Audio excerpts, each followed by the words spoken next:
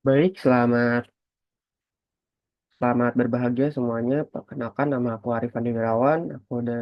Aku dengan NIM 68700. Aku dari Fakultas Manajemen.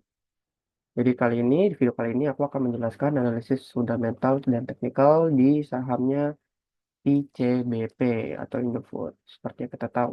Next. Oke, kita mulai dari fundamental, guys. Jadi secara fundamental rasio likuiditas itu apa? Jadi rasio ICBP mencerminkan kemampuan perusahaan yang memenuhi kewajiban jangka pendek dengan aset lancar. Nilai current ratio yang menunjukkan sehat dapat mampu menjaga stabilitas operasional meskipun ada likuiditas ekonomi. Quick ratio yang lebih konservasi karena tidak memasuk presiden juga menunjukkan pengelolaan likuiditas yang baik. Nah, jadi dari yang seperti yang kita bisa lihat ini eh, kalau ini menurun berarti ini kurang baik ya guys. Kalau misalkan ini meningkat berarti ada perkembangan yang lumayan baik atau bisa dibilang pertanda bagus dan di atasnya kurang pertanda yang kurang bagus gitu. Next, kita lanjut ke solvabilitas. Oke, di solvabilitas ini ada dua grafik. Yang pertama itu debt to equity ratio dan debt to asset ratio. Nah, equity ratio itu menunjukkan proporsi utang terhadap ekuitas perusahaan. Nah, angka angka pada grafik tersebut itu penting untuk melihat sejauh mana dari perusahaan ICBP itu bergantung pada hutang untuk operasional. Selain itu, debt asset ratio itu menunjukkan bahwa perusahaan memiliki struktur modal yang cukup baik sebagian besar yang asetnya dibiayain oleh ekuitas bukannya utang. Jadi kalau misalkan ini menurun, berarti ada perkembangan di CBP atau bisa dibilang mereka mengurangi penggunaan atau bisa dibilang baik modal. Oke, atau bisa dibilang pertanda baik lah kalau misalkan grafiknya menuju ke bawah. Oke, kita lanjut. Selanjutnya ada rasio profitabilitas. Nah, di sini ada tiga, net profit margin, return on asset, equity on eh, return on equity. Nah, dalam hal probabilitas, net profit margin ICBP menunjukkan kemampuan perusahaan menghasilkan laba dari setiap rupiah penjualan. Sedangkan eh, ROA atau return on asset dan juga ROE return on equity itu memberikan gambaran bagaimana manajemen optimal aset ekuitas untuk menghasilkan laba. Nah, kalau misalkan grafiknya ke atas berarti itu menunjukkan hal yang baik, guys.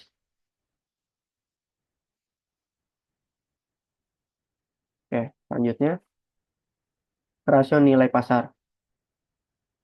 Eh, Rasio nilai pasar ini ada dua dari grafiknya itu ada earning per share itu EPS dan juga PE ratio. Nah, eh, dari sisi valuta pasar, earning per share dan juga price to earning itu atau PE per ratio itu menjadi indikator utama. Nah, EPS ini EPS ini stabil dan juga kalau misalkan EPS dan PE ratio itu stabil, itu sejalan dengan rata-rata dari industri. Dari grafik ini menunjukkan bahwa saham ICBP cukup atraktif untuk investasi jangka panjang. Atau bisa dibilang kalau dari IPS-nya itu normal karena grafiknya masih aman. Sedangkan dari eh, price to earning itunya menurun, ada penurunan yang cukup signifikan. Jadi kedepannya akan lebih baik. Nah, untuk kesimpulannya, apakah ICBP itu secara fundamental cocok untuk diinvestasi mulai sekarang? Menurut saya itu oke-oke aja karena berdasarkan dari beberapa rasio probabilitas, rasio solvabilitas, rasio likuiditas dan juga lain-lainnya itu menunjukkan hal yang normal. Nah, menurut saya kedepannya mungkin kedepannya akan meningkat dari saham tersebut. Oke, kita lanjut yang bagian fundamentalnya. Nah, jadi di sini kenapa saya cuman ada satu gambar karena saya cuman langsung overall langsung semuanya akan saya rangkum sini. Jadi eh, di sini saya mengambil prime time 1 minggu. Jadi area spotnya itu di 10.000 dan resistennya tuh di 12.500. Oke. Nah, berdasarkan analisis saya itu pola pergerakan harga menunjukkan indikasi potensi wave Elliott dengan gelombang 5, di mana harga prediksi menyelesaikan gelombang keempat dengan potensi penurunan menuju area spot support 10.000 sampai 10.500 sebelum rebound ke resistance 12.500 pada gelombang 5.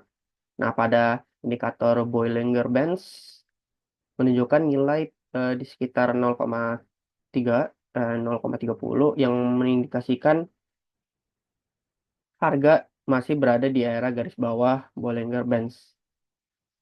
Dan pergerakan harga ICBP diperkirakan akan menurun dengan jangka pendek area support sebelum mengalami pemulihan resisten tergantung pada dinamika tekanan jual dan konsumsi pola teknikal terbentuk. Nah, seperti yang di sini guys. Seperti yang sudah saya gambarkan untuk 1 bulan untuk kedepannya itu sudah saya prediksi itu pasti akan turun dulu. Untuk sekian 1-2 bulan itu akan turun. Mungkin 3 bulannya 3 bulan ke depannya akan saya jelaskan lagi. Nah, eh, sekarang kita buat yang tiga 3 bulan ke depan itu, jadi ada beberapa area yang titik di mana memiliki peluang yang rebound ke wave 5, ke wave 5. Nah, dengan target resisten yang kuat di 2.500, jika support tersebut itu bisa bertahan, dengan jika support itu bisa bertahan, ada kemungkinan besar akan bergerak naik secara bertahap, turun menurun dalam waktu 3 bulan ke depan. Namun jika supportnya di 10.000 tidak mungkin tidak bisa apa ya tidak menahan tekanan jualan. Harga harga potensi turun lebih dalam hingga 9.000 sebelum memulai pemulihan. Nah, untuk saat ini skenario bullish ada kemungkinan lumayan. Dengan asumsi level support yang tetap bertahan, trader dapat memanfaatkan, mungkin kita bisa memanfaatkan area support. Nah, gitu. Terus prediksi 3 bulan ke depan dari ICBP akan bergerak di kisaran 10.000 hingga 12.000 dengan peluang bullish jika kondisi pasarnya tersebut itu mendukung. Ini seperti yang saya gambarkan. Nah, lalu yang untuk 6 bulan ke depan, untuk prediksi harga 6 bulan ke depan itu eh, mungkin kalau sahamnya akan mungkin bisa masuk ke tren selanjutnya, mungkin levelnya 3.000 13.000. Nah, harga harga akan mungkin terjadi kalau misalkan dengan support yang di area 11.000 sampai 10.500. Terus dari kinerja keuangan perusahaan serta volatilitas bahan baku akan menjadi faktor yang memengaruhi pergerakan dalam periode tersebut. Nah, saham ITB juga ada kemungkinan ada kemungkinan bullish untuk di level support 10.500 tetap bertahan hingga tidak sehingga tidak ada kemungkinan tidak terjadi penurunan. Nah, kalau misalkan kondisi ini terjadi, kita dapat memberikan eh, asumsi kalau misalkan harga ICPC akan menuju resisten 13.500 dalam 6 bulan ke depan. Nah, kalau misalkan ada potensi koreksi, mungkin akan ke harga 11.000 eh, untuk sebagai resikonya. Oke, terus yang untuk 1 tahun depan, eh, untuk 1 tahun depan itu kalau misalkan perjalanan menuju level ini bisa terjadi ada kalau misalkan ICBC menembus resisten 13.000 dengan volume yang kuat. Nah, kalau misalkan terjadi ketidakstabilan ekonomi atau ketekanan eksternal eksternal atau volatilitas bahan baku bahan baku dan inflasi, harga, mungkin harga dari sahamnya itu bisa dapat kembali menguji support jangka panjang di 10.000 sampai 11.000. Nah, kalau misalkan skenario-nya bearish, mungkin bisa terjadi pertumbuhan industri melambat atau jika terjadi statement negatif terhadap sektor konsumsi dalam waktu 1 tahun, saham ICBP tetap menjadi pilihan yang cukup bagus karena akan meningkat gitu. Jadi kalau misalkan kita bisa lihat ini dari 2022 ke 2003 itu ada peningkatan ya. Walaupun tidak signifikan tapi itu udah bagus gitu. Sedangkan yang 2023 ke 2024 itu juga ada signifikan.